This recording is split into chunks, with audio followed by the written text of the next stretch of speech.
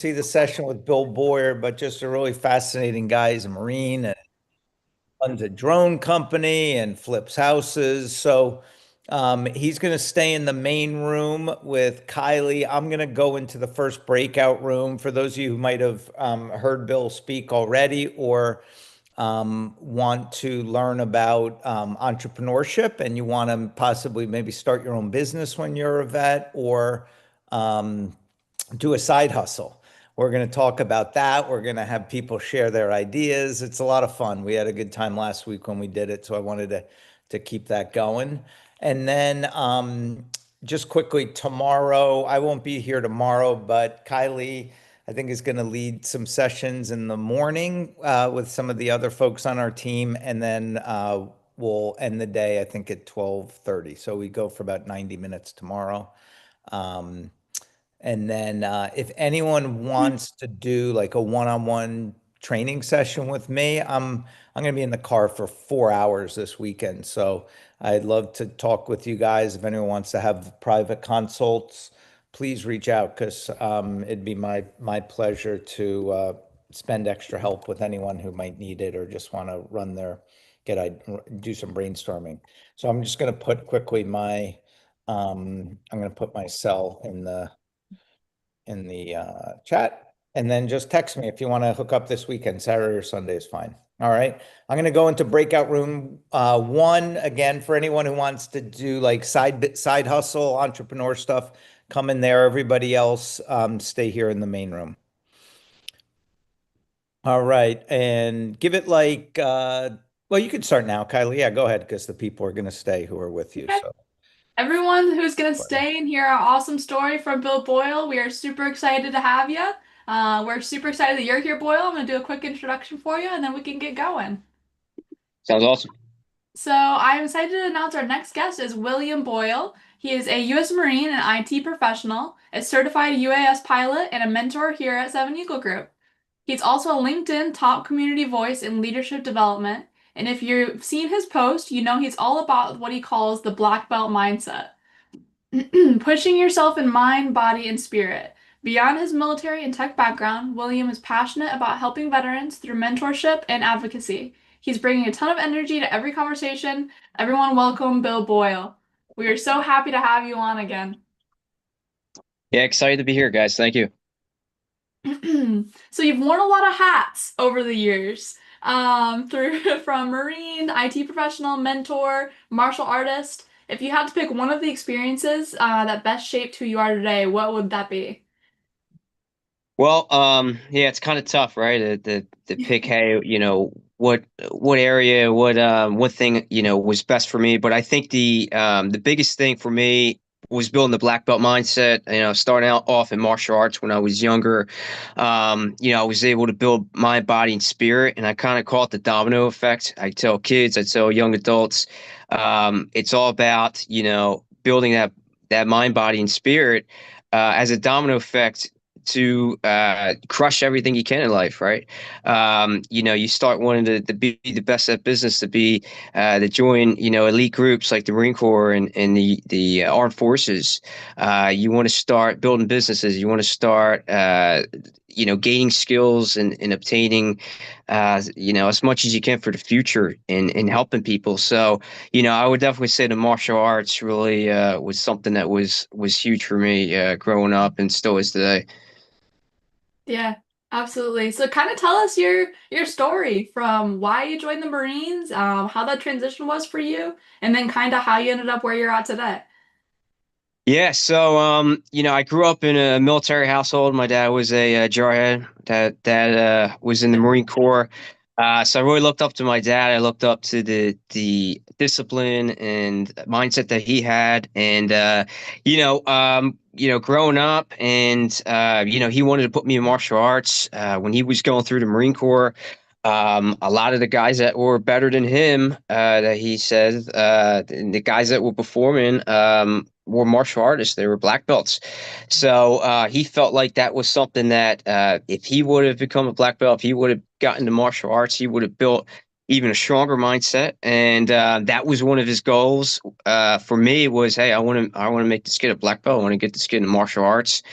And yeah, after so I went through martial arts growing up, played football, wrestling in high school.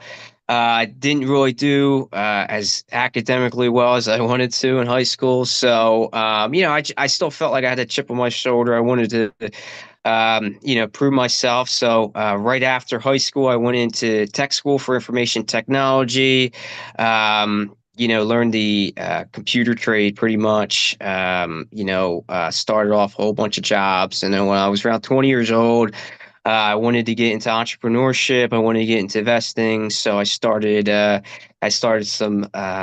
drop shipping business. I started investing, and then started getting into real estate, which was great, built a good financial foundation for me. And then I still had the chip on my shoulder, still wanted to push myself, and I decided to join the Marine Corps when I was 24, so I was a little old at the time, right? But it was, fantastic for me. And right now I'm still in the Marines. I've been in for over 3 years, and I go on and off active duty.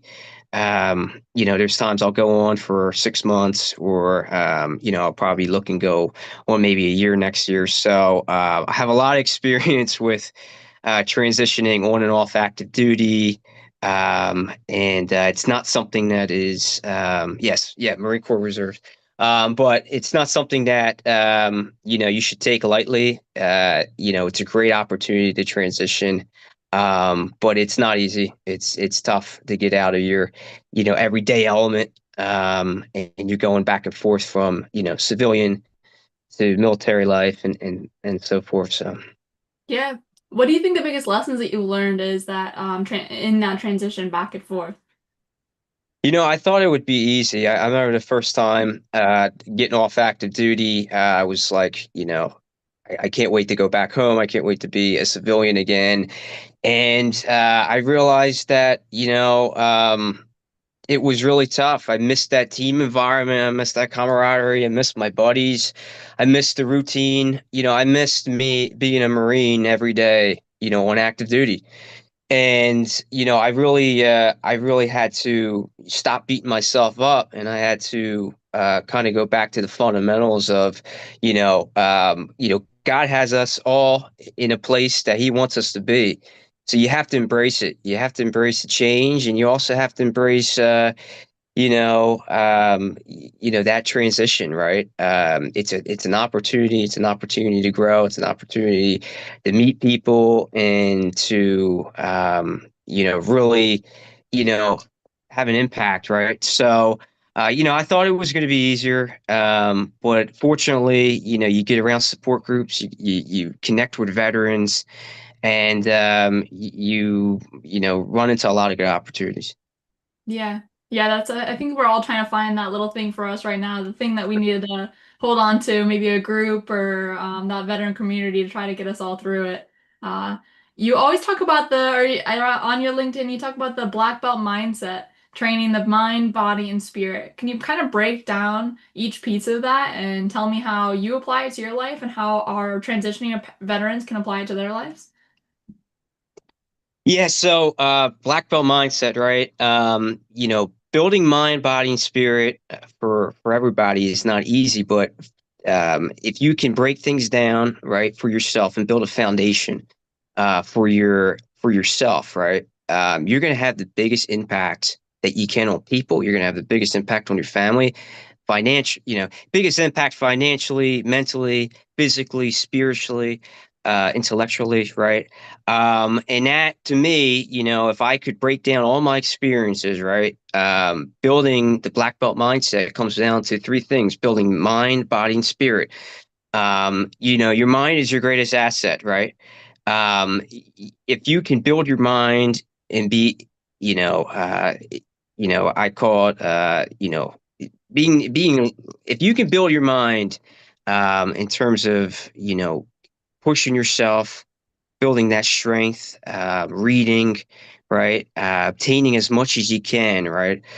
For anything in life, right? You build a good foundation for yourself, and that carries on to the body in terms of getting into routines of working out, making yourself feel good, right? Building up to that. And spirit is just having that unwavering faith of where you're at to that you're going to get through anything if you can continue to grind and push through and rely on yourself. That to me, building mind, body, and spirit builds an indestructible, human being. You can go through anything in life if you can just focus on yourself first. Just like you're building a house, right? You're going to build a big, beautiful, strong foundation for your life. And to me, that is essential if you want to be an elite human being. Yeah, no, absolutely. You can't start with the roof. That's right. It looks like Shaquan has a question. Good afternoon, Bill. How you doing today, brother? Good. How you doing, sir? I'm not, sir. I'm just Shaquan. I'm just low Shaquan. First of all, I love your accent. Where's your parents from? That's not my question, but it's just a sad question. I'm from New Jersey. New Yeah, I'm from the Jersey. Northeast. Yes, sir. Nice, nice. So I love the way that you live your life because it's almost in symbolization of where I'm trying to go in a way. It's like the mentality that we are ourselves are the business. We are the business. So you started real estate really, really early, 20 years old. That's insane. Like that shows that growing up you had to have some good fundamentals because fundamentals to like even start something so young. And I just think like that's like awesome. So by being so young, what was a real estate strategy that you came up with just to get started or just jump into it? Because that's a huge step because most of us we're starting this the real estate thing. We'll get into it maybe in our 30s or 40s. Maybe we'll tap into it in our 50s. But by you starting so early, like I want to hear more about like your real estate strategy and you can just tie everything else together. Yeah, definitely, man. Good question. So I think the biggest thing for me was, if I could save up, if I have a budget, let's say of 100,000, right? So if I can, even if it takes me 10 years to hit that goal, right? If I can save up, $100 to $300 a month, right?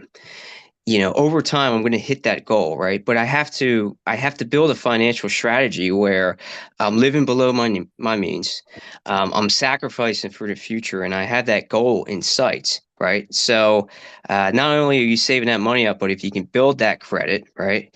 Build your financial literacy by reading and being around people that you want to be like, you can hit any metric that you want. And then it turns into a snowball effect. Then you can take the first place that you get, right? And then you can get a line of credit on that place and then buy the next place. But I was 23 when I bought my first property. So I started working when I was 18. I went through tech school. So luckily, when I came out, I was in a trending field, in information technology. So I was in a trending field that when I started 18, 19 years old, I was already making, probably about $40,000 a year, right? So I didn't really, I was living at home, right, living below my means. And, I was able to save up cash quickly. And it was like just before everything started going up in terms of the real estate market, in terms of skyrocketing, I knew that I had to, even at that time, I had to focus on looking at a fixer-upper home. My intention was to rent it, right? So, I was able to I had good, I had good credit. So I was able to save the money up. I saved up about 75, $80,000. I got a no money down loan that I was able to get because the property was house on 5 acres. It was it was an older home. It was about 3 bed, 1 bath. So I bought it for 100 grand. And I ended up, no money down for the mortgage that was going to cover the rent once I fixed the house up. And I had that $75,000 that I saved up for the last 5, 6 years, right? I had $75,000 I was able to put into the house, right? I had a strategy. I didn't have to do everything by myself. I'm pretty handy, but I didn't have to do everything, by myself. If I didn't know something and I didn't know a specific trade, I brought somebody in. They did the work. I learned from them, right? And I was able to get the property done once I started working on it, about 3 months.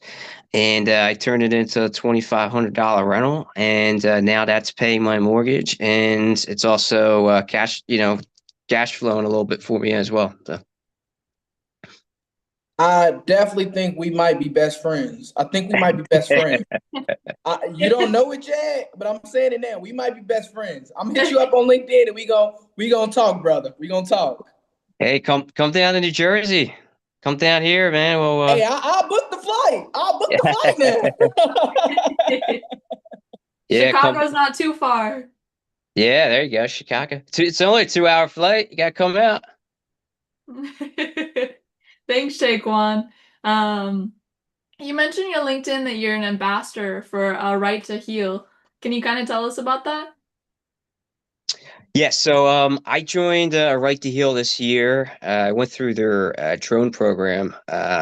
It was we call it the Veterans Drone Program out here in New Jersey. So I went through it last year, and I was able to join this spring. And it's been a great experience. We help get veterans through the Part 107 test. It's a drone, a UAS drone certification to become a drone pilot. And we're also working on a series called Heroic Episodes. So we're going to feature real veteran stories on there. It's going to be an episode series. And, we're going to tell real veteran stories, hire real veterans, and bring in as many veterans as we can for that project. So I'm really excited to be part of the nonprofit there, and it's been a great experience. Yeah, say one of our guys on here wants to take part in that. They want to try to get their Part 107.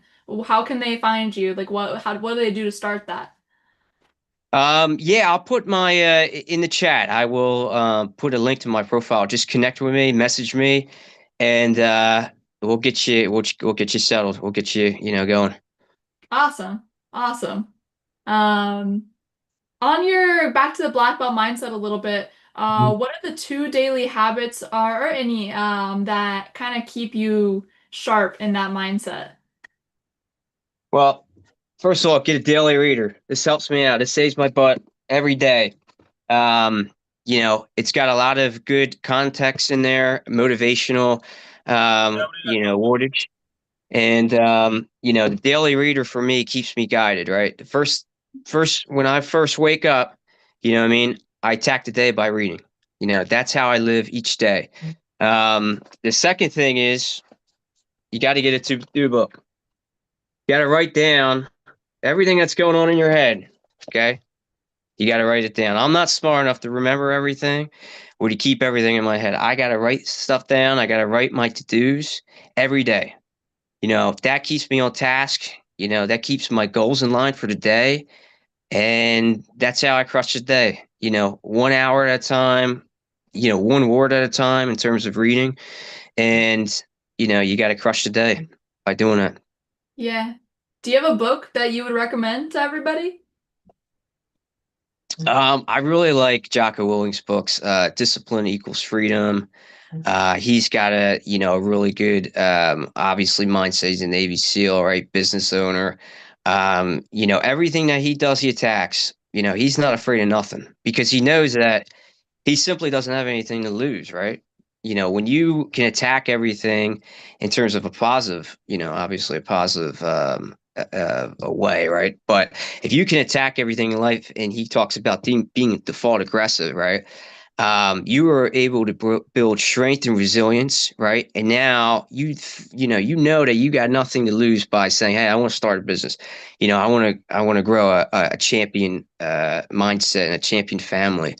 You know that you want to have, that you can have a bigger impact on society, and you start wanting to go for, Spartan events, and you start wanting to go for the seminars, and just growing in every aspect. So Jocko Willing's got a lot of books. Like honestly, if you go on Amazon and you look at you search the top motivational books or top whatever you want to go for. If you're interested in technology, if you're interested in being a public speaker, or if you're interested in psychology, go on Amazon, look up their top 20 books and read all the books. Read all the books on there. It all it takes is reading 20 minutes, 20 pages a day. That takes you 20 minutes, an hour. But I typically set a time every morning to go through my daily reader, and then I actually have a dedicated book that I read. And I read about an hour, hour and a half each morning before I start the day. So that helps me, want to get up early in the morning to get after it. And it starts your day on a positive note. You take the right step forward. I mean? You get out of bed, you make your bed, you go read your daily reader, and then you go read whatever you want to read in life. It's a great, first step. Those first steps in the mornings, it's a great, it was honestly great for me when I Yeah. started doing it. Yeah, starting your day with knowledge could never hurt. You've been recognized as one of the LinkedIn top community voices in leadership. What do you think makes a good leader from a great leader? What do you think separates them? Well, one of the first things comes to mind, no bad teams, only bad leaders. I've been through a lot of teams where not a lot of people are buying into the why of the leader. So I think what separates a good and bad leader is you need to explain your why. You need to, show that you care about your troops, you care about the people around you, and that you have a strong why of what you're going to dictate to your team every day. So to me, you got to really care about, the people you're around. You got to obviously care about yourself, but it's more important to care about the people around you. You want everyone to grow. There should be no ego. There should be no, self-centeredness in a leader. A leader should, make everyone better around them, because in the long run, what you give, is what you're going to receive, right? So, 20, 30 years from now, that the person that you train, you mentored, or that you were the leader of, they might teach you something, right? They might lead you, and they might help you out. So it's really important to be a people person. Yeah, no, absolutely. People first, always. Um, with a lot of what you're doing now with the mentoring, light writing, and leading, what impact do you want to leave on the veteran community? What do you want people to say about you when you leave? Well, first of all, I think we have way too many suicides in our veteran and military community. That breaks my heart every day, thinking about, why that person doesn't feel valued. I mean, they went and they served our country. They're still serving our country, and we're not putting the right context, the right information, the right person in front of them to, tell them that, hey, you are worth it. You are that you're at the beginning stages of your life. Certainly as a veteran, as a young service member, right? You have the rest of your life to continue to grow and impact. And I just don't think people know, how much they matter.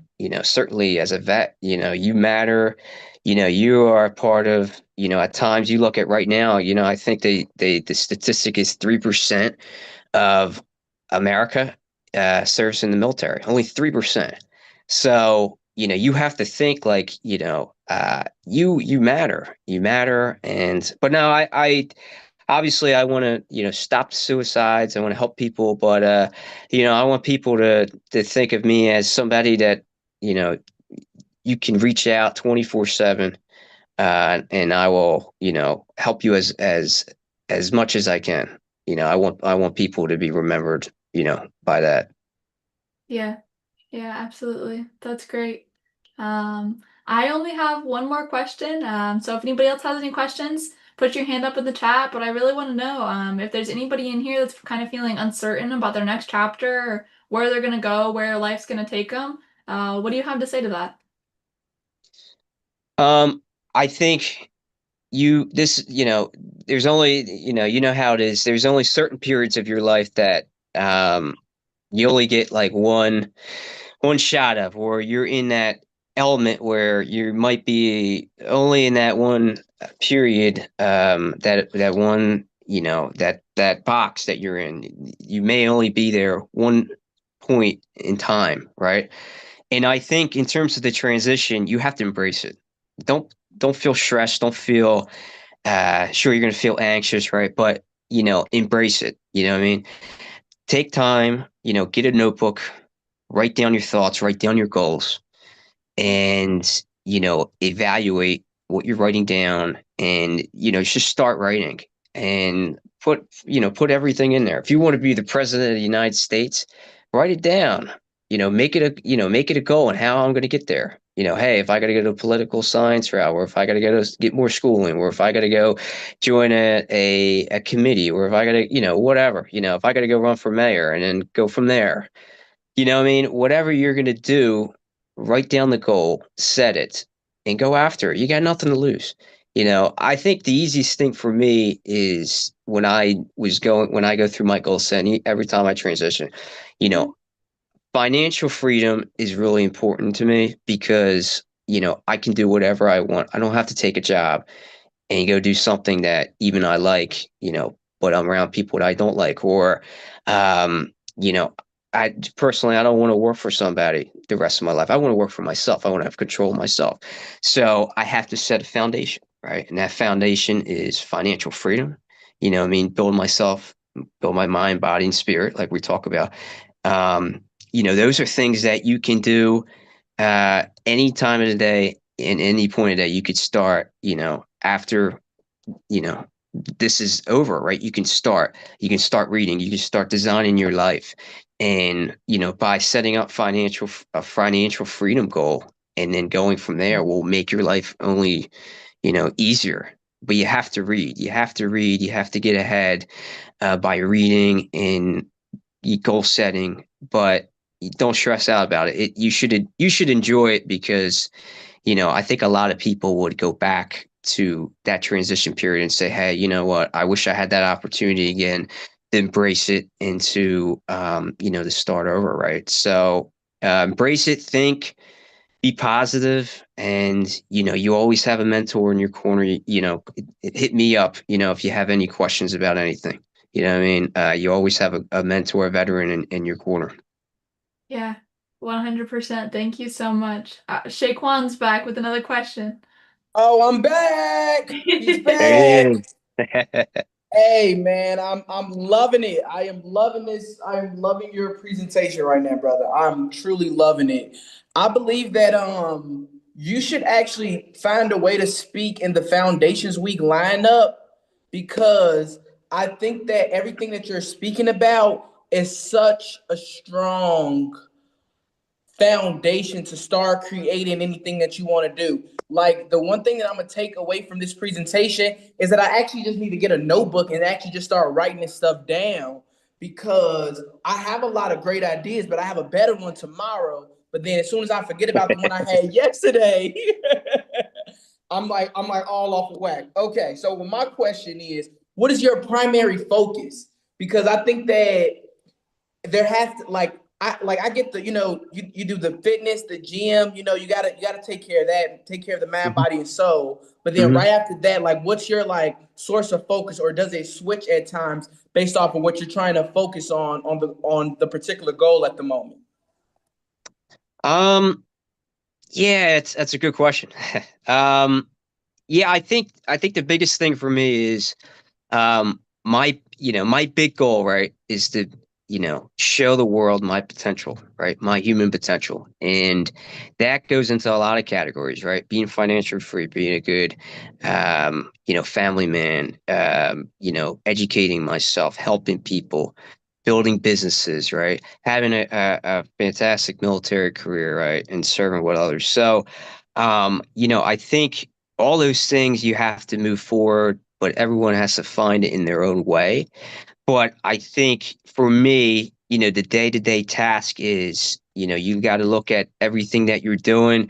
If you're going for interviews, let's just say, right? You got to wake up in the morning and say, well, how can I best prepare for that interview, right? How can I, I'm going to wake up, I'm going to read something that's going to be oriented towards that interview and that process. I'm going to work on my resume. I'm going to work on, my body and spirit, right? So the mindset of reading and then your body, right? You have to work out, you have to go to the gym my point of view, right? And spirit, you have to trust where you're at. You have to trust that, hey, I am going to get that interview or I am going to get that job that I want. And I really think that all ties in to one, right? You got to move forward with that. But yeah, there's always going to be situations, but I think you got to take things day by day. You have to have that long-term goal, you know what I mean? But you have to also take things day by day and evaluate things day by day to get those those very short-term goals done. That answers your question. Yeah, that answers it. That answers it. Yeah, they talking about on here. We might as well just do a podcast right now. There you go, right? I love it, man. All right, well, Bill, thank you so much for coming on today. Thanks for coming and talk. We really enjoyed having you back. I hope you enjoyed being here. Yeah, this was awesome. I always love coming on. Great to connect with you guys and Yeah. I'm glad to talk and to chat. Yeah, we're glad to chat with you. Well, thank you so much, and have a great rest of your day.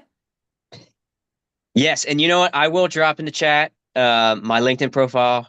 So before you guys leave, connect with me, please. Hit me up. I would love to talk to you guys. I'd love to hear, everyone's story. So have a great one and crush your transition. I know you guys will. Thank you so much. See you later, Bill. Yep. See you guys.